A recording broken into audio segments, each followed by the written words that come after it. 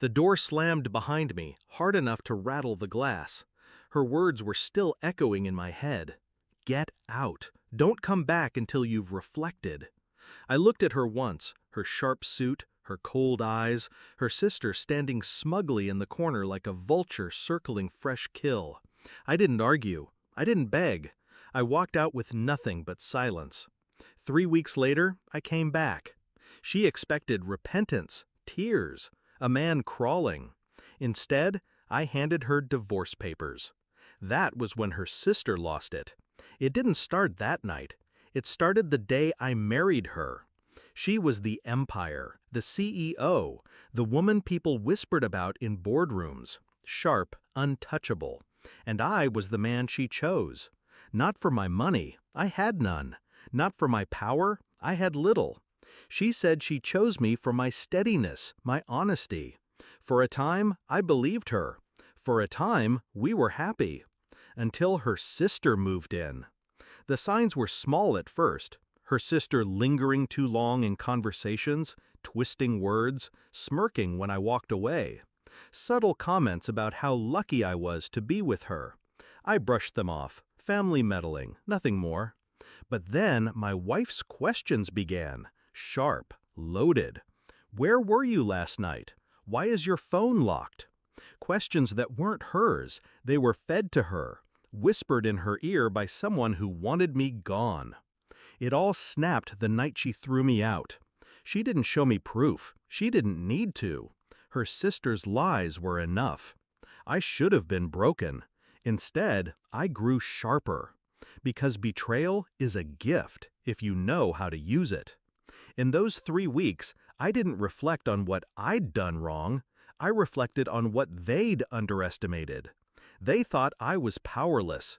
They forgot I was observant, patient, and I knew where the cracks in their empire ran deepest. Step 1 was the lawyer. Quiet, efficient. I didn't just file for divorce. I positioned it for maximum damage. See, my wife was the face of her company. But I knew the truth. Her wealth was tangled with personal liability. A scandal, a divorce, any hint of instability, and investors would circle like sharks.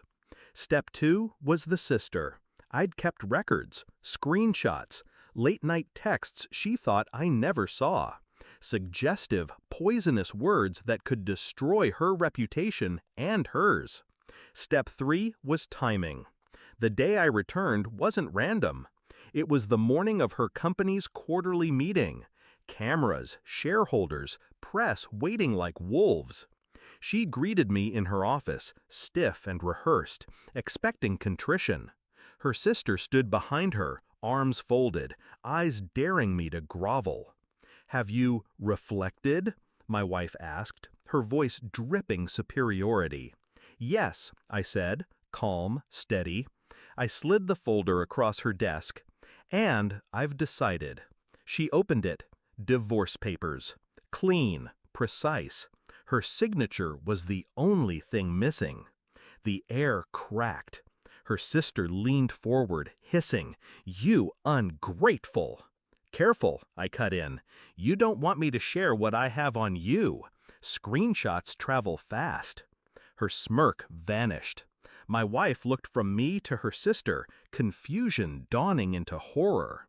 The sister tried to recover, stammering excuses, but the seed was already planted. I watched it bloom across her face.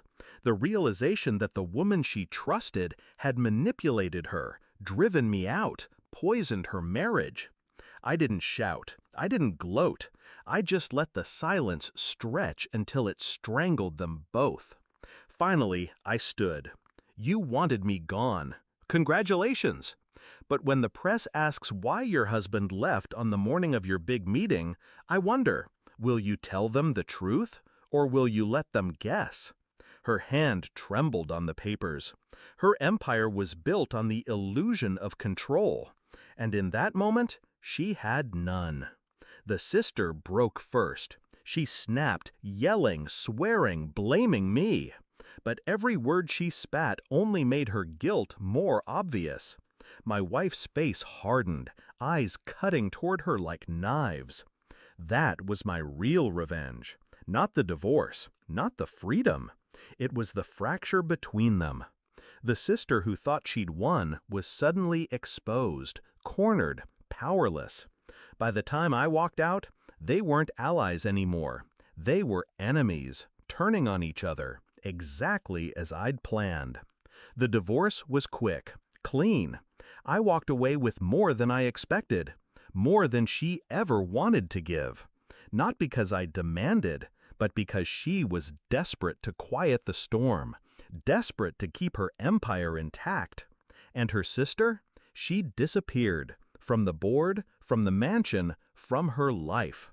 I had removed her without lifting a finger. Just truth, revealed at the right time. Do I regret it? No. She betrayed me the moment she believed a lie over the man who stood beside her. Her sister betrayed me the moment she opened her mouth. They thought I'd reflect on my mistakes. Instead, I reflected on theirs, and I made sure they paid for every one. So when people ask why I left a CEO, why I walked away,